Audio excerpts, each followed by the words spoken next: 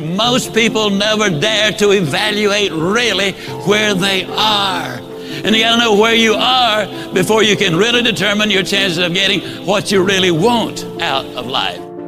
If we can reduce stress, and incidentally, the same process that reduces stress is exactly the same process that will enable you to have a long-term balanced career. You know, so many times people say, well, I do this, but man alive, it hurt, it cost too much money, or it take too long, or whatever. I quit smoking, but you know, I'd gain 47 pounds or whatever, or I'd go back to college and get my degree. But you know, it'd take me 10 years, and in 10 years I'd be 45. Well, how old would you be in 10 years if you didn't go back to college and get a degree? But instead of that, what you need to do is you set your goal is identify the benefits. Why do I want to do this? Then you identify the obstacles which you've got to overcome. Did you spell out the skills and knowledge required? Did you identify the people, the groups, and organizations to work with? Did you work out a plan of action? And did you set that date? You see, there's a formula. And the formula and the incident for the date, you can't set a date on a lot of things. If it's applicable, you do. But for example, when do you finish education? You don't, do you? Now, you finish school. You can make it easy. But you never finish your education. When you answer these questions, if you answered any of them with a no, I didn't do that, then what you've got is not a goal. It's still a dream. And that dream has got to have some foundation to it.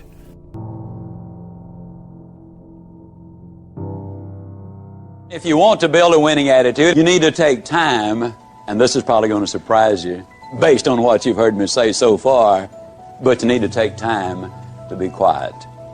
You need to do it at least 4 or 5 times a week. A lot of people say, well, that guy keeps talking about time for this and time for that. I don't have time for all of these things. Let me tell you how you can create an extra 3 hours every day of your life, guaranteed. Over 70% of all of the time spent watching television, you're watching things you have no interest in watching. Let me encourage you to do this. Take a slow, lazy, drifting, absolutely meaningless walk. Just almost go to sleep on the walk. Not an exercise walk, you need to do those too, but a very quiet walk. Pick out a place in your home where you can be absolutely quiet on occasion. If you have to get up 30 minutes earlier, that's wonderful. I don't know why, but I seem to wake up earlier in the winter months than I do in the summer months. And when I get up, it's pitch dark. I have a nice little office. I go in there and I turn on the gas log. And I sit there. And every time I do that, without exception, I have the most exciting day of my life. I simply run through my mind the things I'm going to be doing. As you plan the day, as you think of all of the things we've got to be excited about, it really does renew your energy and it gets you excited about the day. Now let me tell you something.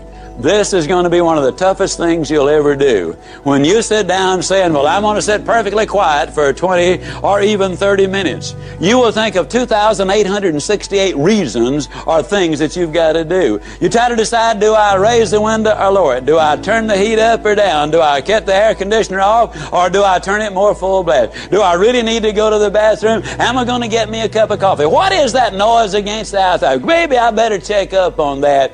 Resist the temptation. Spend a few minutes in quiet, reflective thought. It does make a difference. Take time to be quiet. Now, we teach things that are generally not taught in school, as I already have said, but I want to talk about another little factor. 90% of the visits to medical doctors are directly or indirectly related to stress. 90%. My stress level, and I face as many deadlines as anybody you know. It's always a book production, a class I'm teaching, a seminar I'm presenting, and each one of them requires time and concentration. Example, how many of you feel like I've made this talk before? Can I see your hand, please? Several hundred times. I made it yesterday. You know what I did between yesterday and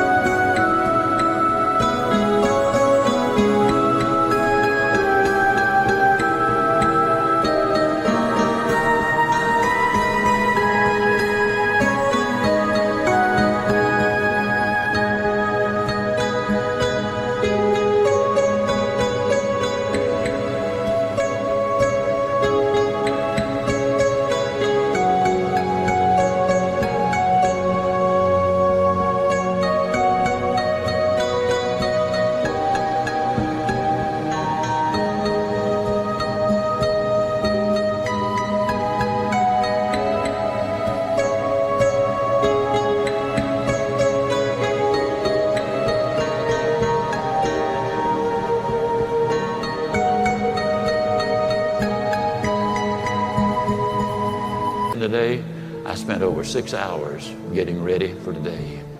You see, I think it would be arrogant if I thought I could stand up and spit it out just because I did it yesterday or hundreds of times. That's arrogance. When you respond to life instead of react to it, react is negative. You get sick, go to the doctor, she gives you a prescription, says, see me tomorrow. You walk in the next day, she said, uh-oh, it's not working. We have to change the prescription. You get a little nervous. But if she smiled and said, hey, it's working. And so she's just responded, and you feel better because now you see some real hope in order to get ahead in life.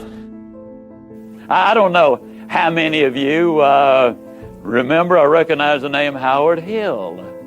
Now, Howard Hill was a good Alabama boy. He was an archer. They say he was the best in the whole world. He entered 287 archery tournaments. He placed first 287 times. He was so good, he retired early because the other archers started to get unwilling to compete for second place.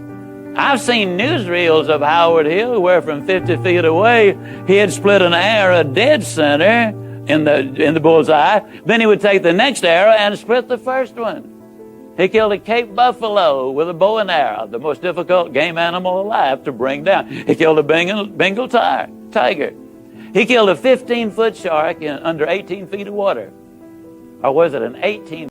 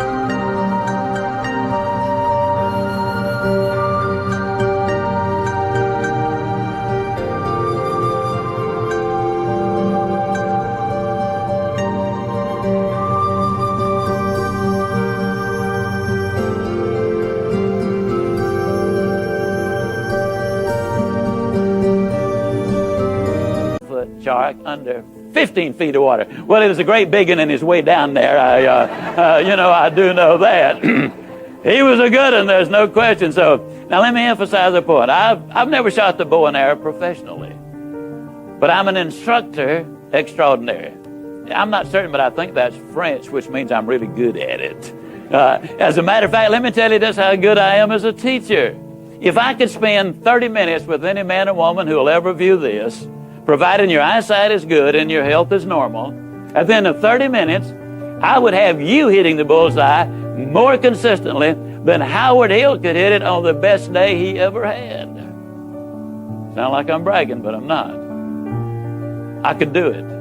Provided, of course, you had first blindfolded Howard Hill and turn him around a couple of times so he wouldn't have a clue as, which way am I headed? And you might say, well, now, Ziegler, my goodness alive, fella, of course you could. That's ridiculous. How on earth could a person possibly hit a target he couldn't even see? It's a good question, but here's a better one. How can you hit a target you don't have?